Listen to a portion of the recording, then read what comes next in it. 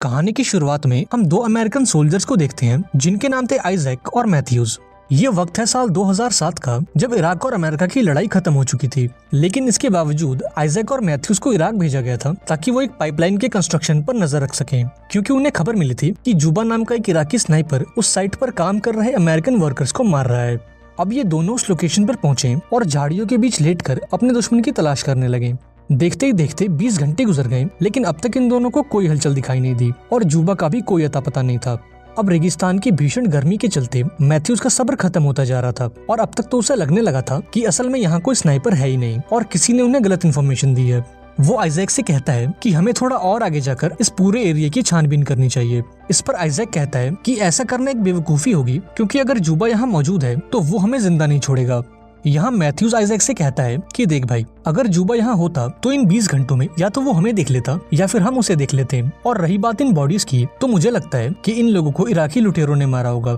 इस पर आइजैक उससे कहता है कि इन सभी लोगों की मौत हेडशॉट खाकर हुई है और ये लुटेरों का नहीं बल्कि एक प्रोफेशनल स्नाइपर का काम है। हालांकि मैथ्यूज आइजैक की बात से सहमत नहीं था, लेकिन इसके बावजूद वो कुछ और घंटों तक इंतजार करने का फैसला करता है। देखते ही देखते कुछ घंटे और गुजर गए, लेकिन अब तक इन दोनों को कोई हलचल दिखाई नहीं दी। फाइनली मैथ्यूज के सब्र का बांध टूट गया और उसने उस कंस्ट्रक्शन साइट पर जाकर चेक करने का फैसला किया। उसने आइजैक से कवर देने को कहा और खुद अपनी बंदूक लेकर आगे बढ़ गया।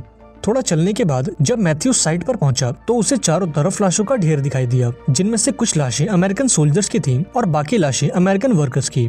यहाँ मैथ्यूज को एक रेडियो भी मिला और वो उसे उठाकर आगे बढ़ने लगा। तभी अचानक से आइजैक का स्कोप धुंधला पड़ गया, जिसके चलते वो मैथ्यूज को ठीक से देख नहीं पा रहा था। उसने फौरन मैथ्यूज को इसकी जानकारी दी और उससे वापस लौटने को कहा। इस पर मैथ्यूज कहता है कि भाई, मैंने तुझे कितनी बार बोला है कि तू अपना स्कोप चेंज कर ले और कुछ ढंग का ले ले, लेकिन तू मेरी बात सुनता ही नहीं है। यहाँ आइजैक कहता है कि ये स्कोप हमारे प्यारे दोस्त डीन का है और इसलिए मैं हमेशा इसे अपने पास रखता हूँ। दरअसल डीन इन दोनों का एक पुराना दोस्त था जो युद्ध के दौरान मारा गया था और ये स्कोप डीन की आखिरी निशानी थी। इसके बाद जब मैथ्यूज ने लाशों की जांच की तो वो पूरी तरह से हैरान हो गया, क्योंकि ये सभी लोग परफेक्ट हेडशॉट खाकर मरे थे। अब मैथ्यूज को एहसास होता है कि शायद आइजैक सही कह रहा था और ये काम किसी प्रोफेशनल स्नाइपर का ही है और इतना पक्का निशाना केवल एक आदमी लगा सकता है और वो है जुबा। मैथ्यूज आइजैक को भी इसके बारे में बताता है, जिस पर आइजैक कहता है कि तुम फौरन वहाँ से वापस लौट आओ, वरना तुम्हें भी उन लाशों को कंपनी देनी होगी। यहाँ मैथ्यूज आइजैक की बातों पर ध्यान नहीं देता और साइट के बीचों बीच खड़े होकर ये जानने की कोशिश करता है कि गोलियां किस डायरेक्शन से चलाई गई हैं। आइजैक उसे ऐसा करने से मना करता है, लेकिन अब तक तो काफी देर हो चुकी थी। यहाँ वो स्नाइपर मैथ्यूज के पेट में गोली मार देता है, जिससे मैथ्यूज जमीन पर गिर जाता है। अब ये देखकर आइजैक अपने साथी को बचाने भागता है और उस स्नाइपर की गोलियों से बचने के लिए वो जिगजैग पैटर्न में आगे बढ़ता है, लेकिन अभी वो मैथ्यूज को बचा पाता उससे पहले वो स्नाइपर उसके पैर में गोली मार देता है। अब इसके चलते आइजैक मैथ्यूज को वहीं छोड़ देता है और जैसे तैसे करके एक दीवार के पीछे छुप जाता है। यहाँ मैथ्यूज कहता है कि तुम बेस पर कांटेक्ट करो और फौरन एक बैकअप टीम को यहाँ बुलाओ। इधर आइजैक अपने घाव को देखता है, जहाँ से काफी ज्यादा खून बह रहा था। अब खून को रोकने के लिए वो अपने घाव पर एक पट्टी बांधता है और फौरन अपना रेडियो बाहर निकालता है ताकि वो अपने बेस पर कांटेक्ट कर सके। हालांकि वो ऐसा नहीं कर पाता, क्योंकि उस स्नाइपर की एक गोली सीधा उसके रेडियो पर आकर लगी थी, जिसके चलते उसके रेडियो का एंटीना पूरी तरह से डैमेज हो चुका था।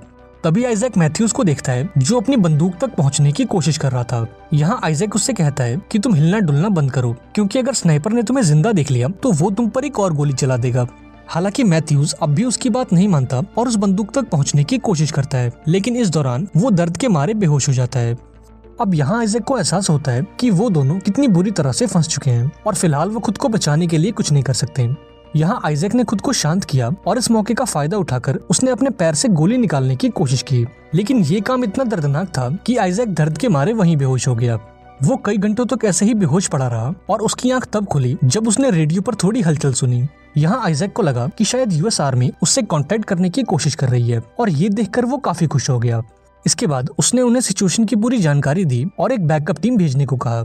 अब जो ऑफिसर आइजैक से फोन पर बात कर रहा था वो उससे कहता है कि इतने बड़े रेगिस्तान में तुम्हें देख पाना इम्पॉसिबल है, इसलिए हम ये चाहते हैं कि तुम अपनी जगह पर खड़े हो जाओ या फिर हवा में फायर करो, ताकि हम तुम्हारी लोकेशन जान सकें और तुम तक मदद पहुंचा सकें।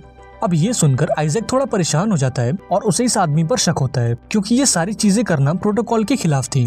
इसके बाद जब आइजैक ने इस आदमी के एक्सेंट पर फोकस किया तो वो फौरन समझ गया कि ये आदमी कोई अमेरिकन नहीं है, बल्कि वो स्नाइपर है जिसने इन्हें गोली मारी है। उस स्नाइपर ने आइजैक की रेडियो फ्रीक्वेंसी पकड़ ली थी और अब वो इसके मजे ले रहा था। यहाँ आइजैक कहता है कि मैंने तुम्हें पहचान लिया, तुम कोई अमेरिकन नहीं हो बल्कि वो स्नाइपर हो जिसने हमें गोली मारी है। इस पर वो स्नाइपर कहता है कि तुम्हारा अंदाजा बिल्कुल सही है, मैं वही हूँ जिसने यहाँ मौजूद सभी अमेरिकियों को मारा है, और अगर तुम जिंदा रहना चाहते हो तो तुम मुझसे बातें करते रहो। अब पहले तो आइजैक इसके लिए मना कर देता है, लेकिन जब वो स्नाइपर मैथ्यूज को शूट करने की धमकी देता है तो आइजैक उससे बात करने के लिए राजी हो जाता है। वो स्नाइपर आइजैक से कई सवाल करता है और आइजैक को ना चाहकर भी उनके जवाब देने पड़ते हैं। बीच बीच में आइजैक अपने स्कोप के जरिए उस स्नाइपर को देखने की कोशिश करता है और जमीन पर एक मैप बनाकर उसकी पॉसिबल लोकेशंस को मार्क करता है। यहाँ आइजैक उस स्नाइपर से पूछता है कि तुम ये सब कुछ क्यों कर रहे हो? इराक और अमेरिका की लड़ाई तो कब की खत्म हो चुकी है, तो फिर इन अमेरिकन वर्कर्स को मारने का क्या मतलब है? तुम उन लोगों को मार रहे हो जो तुम्हारे देश को डेवलप करने में तुम्हारी मदद कर रहे हैं, और तुम खुद को एक इराकी कहते हो। तुम्हें ये बात समझनी चाहिए कि अगर ये पाइपलाइन बनती है तो इससे इराक के लोगों को काफी फायदा होगा। ये सुनकर वो स्नाइपर जोर से हंसता है और आइजैक से कहता है कि अगर इराक और अमेरिका की लड़ाई खत्म हो चुकी है तो तुम मेरी सरजमी पर क्या कर रहे हो? और रही बात उस पाइपलाइन की, तो तुम वो पाइपलाइन इसलिए बनवा रहे हो क्योंकि इससे यूएस गवर्नमेंट को फायदा होगा, न कि इराक के लोगों को। इसके बाद वो कहता है कि तुम ये फालतू की बातें छोड़ो और मुझे अपने परिवार के बारे में बताओ, जैसे कि तुम्हारी फैमिली में कितने लोग हैं और वो क्या काम करते हैं। यहाँ आइजैक जवाब देने से इनकार कर देता है क्योंकि ये सवाल कुछ ज्यादा ही पर्सनल था। इस पर वो स्नाइपर कहता है कि अगर तुम मेरे सवाल का जवाब नहीं दोगे तो मैं मैथ्यूज को मार दूंगा, और अगर मैंने ऐसा किया तो मैथ्यूज वो दूसरा इंसान होगा जो तुम्हारी गलती की वजह से मारा जाएगा, क्योंकि तुम्हारी गलती के चलते एक इंसान पहले ही मर चुका है और वो है डीन। ये सुनकर आइजैक पूरी तरह से हैरान हो जाता है और उस स्नाइपर से पूछता है कि तुम डीन के बारे में कैसे जानते हो? दरअसल डीन की मौत आइजैक के चलते हुई थी, क्योंकि एक मिशन के दौरान आइजैक का निशाना चूक गया और गोली जाकर डीन को लग गई। अब यहाँ आइजैक की हिम्मत टूटने लगी क्योंकि वो स्नाइपर जानबूझकर आइजैक को वो बातें याद दिलाता है जिससे उसे तकलीफ होती है। इस दौरान आइजैक को जोर की प्यास लगती है और वो पानी पीने के लिए अपनी बोतल बाहर निकालता है, लेकिन यहाँ उसकी बोतल खाली हो चुकी थी क्योंकि उस स्नाइपर की गोलियों ने उस बोतल को छन्नी कर दिया था। यहाँ वो स्नाइपर कहता है कि मैंने जानबूझकर तुम्हारी बोतल में गोली मारी ताकि तुम प्यास से तड़पते रहो, साथ ही मैंने तुम्हारे रेडियो को खराब कर दिया ताकि तुम किसी से कांटेक्ट न कर सको, और मैंने तुम्हारे सर के बजाय तुम्हारे पैर में गोली मारी ताकि तुम यहाँ से भाग भी न सको। वो आइजैक से कहता है कि कल सुबह तक तुम्हारी मौत पक्की है क्योंकि तुम्हें गोली लगी है और तुम्हारा काफी खून बह चुका है, और अब तो तुम्हारे पास पीने के लिए पानी तक नहीं है। यहाँ आइजैक को स्नाइपर से कहता है कि तुम किसी आतंकवादी से कम नहीं हो। ये सुनकर वो स्नाइपर जोर से हंसता है और आइजैक से कहता है कि तुम्हारे हाथों में बंदूक है और तुम मेरे देश में हो, और तुमने मुझे मारने की कोशिश भी की है, और इसके बावजूद भी तुम मुझे आतंकवादी कह रहे हो। इस बातचीत के दौरान आइजैक उस स्नाइपर को देखने की कोशिश करता है और तभी उसकी नजर एक कचरे के ढेर पर जाती है और वो फौरन समझ जाता है कि वो स्नाइपर इस कचरे के ढेर में छुप कर बैठा है।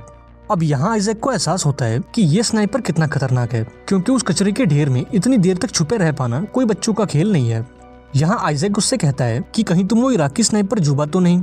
इस पर वो स्नाइपर कहता है कि नहीं, मैं जुबा नहीं हूँ, मैं तो एक आम इराकी नागरिक हूँ जो अपने देश की रक्षा कर रहा है। इस पर आइजैक कहता है कि मेरे हिसाब से तुमने अपनी स्नाइपर की ट्रेनिंग यूएस आर्मी से ली है, जिसके बाद तुमने उन्हें धोखा दे दिया और उन्हें ही मारने लगे। यहाँ वो स्नाइपर कहता है कि मुझे स्नाइपर की ट्रेनिंग यूएस आर्मी ने नहीं दी है, और मैं सिर्फ उन लोगों को मारता हूँ जो मेरे देश को नुकसान पहुँचाने की कोशिश करते हैं।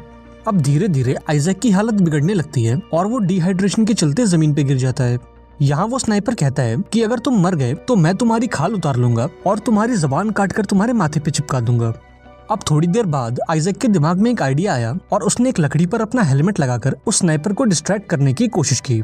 इस दौरान वो स्नाइपर की लोकेशन तो नहीं जान पाया, लेकिन उसने अपना हेलमेट जरूर खो दिया। अभी वो निराश होकर बैठा ही था कि तभी उसे पास में पड़ी एक यूएस सोल्जर की बॉडी दिखाई दी। वो अपनी जान पर खेलकर उस बॉडी के पास पहुंचा, इस उम्मीद में कि उसे कुछ काम की चीज मिल सके, लेकिन जब वो वापस आया तो उसने देखा कि उसका स्कोप टूट चुका है और अब वो स्नाइपर को नहीं देख सकता। तभी आइजैक अपने रेडियो पर कुछ आवाजें सुनता है और वो देखता है कि मैथ्यूज अब होश में आ चुका है। वो जोर से चिल्लाकर मैथ्यूज को स्नाइपर की लोकेशन बताता है और यहाँ मैथ्यूज अपने एक छोटे से शीशे में उस स्नाइपर को देखने की कोशिश करता है। इसके बाद आइजैक स्नाइपर को अपनी बातों में उलझाता है और इस दौरान मैथ्यूज धीरे धीरे अपनी बंदूक की तरफ बढ़ता है।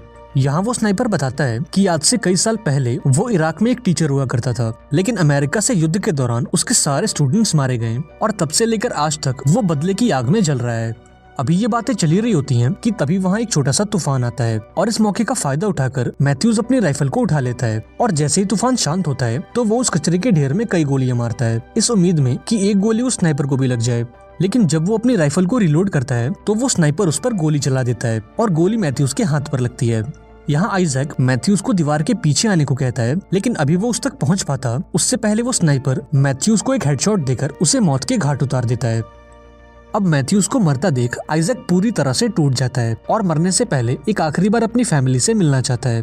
यहाँ वो स्नाइपर कहता है कि अगर तुम जिंदा रहना चाहते हो तो मुझसे बातें करते रहो और मुझे ये बताओ कि तुम डीन का स्कोप लिए क्यों घूमते हो। अब थोड़ा रोने के बाद आइजैक ये कबूल करता है कि डीन की मौत उसके चलते हुई थी। एक मिशन के दौरान उसका निशाना चूक गया और गोली जाकर डीन को लग गई, लेकिन वो सबसे झूठ कहता रहा कि डीन को दुश्मनों के स्नाइपर ने मारा है। हालांकि उसका ये झूठ उसे अंदर ही अंदर खाया जा रहा था और वो खुद की नजरों में ही गिर चुका था। जब आइजैक उस स्नाइपर से बातें कर रहा था तभी उसे रेडियो पर थोड़ी हलचल सुनाई दी। उसने देखा कि उसके बेस के लोग उससे कांटेक्ट करने की कोशिश कर रहे हैं। आइजैक ने उनसे बात करने की कोशिश की, लेकिन इसका कोई फायदा नहीं था। उस स्नाइपर ने आइजैक की रेडियो फ्रीक्वेंसी को टैप कर लिया था, जिसके चलते आइजैक उनकी बातें तो सुन सकता था पर वो उनके जवाब नहीं दे पा रहा था। यहाँ वो स्नाइपर आइजैक बनकर बातें करता है और बेस के लोगों से एक बैकअप टीम भेजने को कहता है। और अब आइजैक को एहसास होता है कि असल में यहाँ मौजूद वर्कर्स ने कभी मदद बुलाई नहीं थी। वो तो ये स्नाइपर था जिसने उनसे मदद मांगी थी ताकि यूएस आर्मी यहाँ आए और ये एक एक करके उन्हें मार सके। यहाँ आइजैक ने इस बातचीत को रोकने की कोशिश की, लेकिन वो इसमें नाकामयाब रहा और थककर वहीं सो गया। अब थोड़ी देर बाद जब आइजैक होश में आता है तो उसे रेडियो पर कोई भी हलचल सुनाई नहीं देती, इसलिए उसे लगता है कि शायद वो स्नाइपर भी सो चुका है। इस मौके का फायदा उठाकर वो मैथ्यूज की राइफल को अपने पास खींचता है और उस कचरे के ढेर पर निशाना लगाता है। तभी आइजैक को यूएस आर्मी के 2 हेलीकॉप्टर्स दिखते हैं और ये देखकर आइजैक अपने सामने वाली दीवार को गिरा देता है ताकि वो लोग इसे देख सकें। इसके बाद वो अपना निशाना लगाता है और उस कचरे के ढेर में गोली मारता है। हालांकि वो श्योर नहीं था कि गोली उस स्नाइपर को लगी है या नहीं, और ये जानने के लिए वो अपनी जगह पर खड़ा हो जाता है ताकि अगर वो स्नाइपर जिंदा हो तो वो इसे मार दे। लेकिन लकीली वो स्नाइपर गोलियां नहीं चलाता, जिससे आइजैक को लगता है कि या तो वो स्नाइपर मर चुका है या फिर बुरी तरह से घायल है। अब जल्द ही वो दोनों हेलीकॉप्टर्स लैंड हो गए और यहाँ आइजैक की टीम उसे स्ट्रेचर पर लिटाकर वहाँ से ले जाने लगी। यहाँ आइजैक ने उन्हें स्नाइपर के बारे में बताने की कोशिश की, लेकिन उसकी हालत इतनी खराब थी कि वो ठीक से बोल तक नहीं पा रहा था। जल्द ही वो दोनों हेलीकॉप्टर्स टेक ऑफ हो गए और जैसे ही वो थोड़ी ऊंचाई पर पहुंचे तो उस स्नाइपर ने उन पर गोलियों की बारिश कर दी और हेलीकॉप्टर के पायलट्स को मार गिराया। इससे वो दोनों हेलीकॉप्टर्स क्रैश हो गए और अंदर मौजूद सभी लोग मारे गए। मूवी के एंड में वो स्नाइपर यूएस हेडक्वार्टर्स को कॉल करता है और उनसे एक रेस्क्यू टीम भेजने को कहता है और वो खुद को एक यूएस सोल्जर बताता है। और इसी के साथ ये शानदार मूवी यहाँ पर एंड हो जाती है। आई होप आपको ये कहानी पसंद आई होगी। अगर वीडियो अच्छी लगी हो तो इसे लाइक कर देना और चैनल को भी सब्सक्राइब कर लेना। मिलते हैं अगली वीडियो में, पर तब तक के लिए be safe and keep chilling.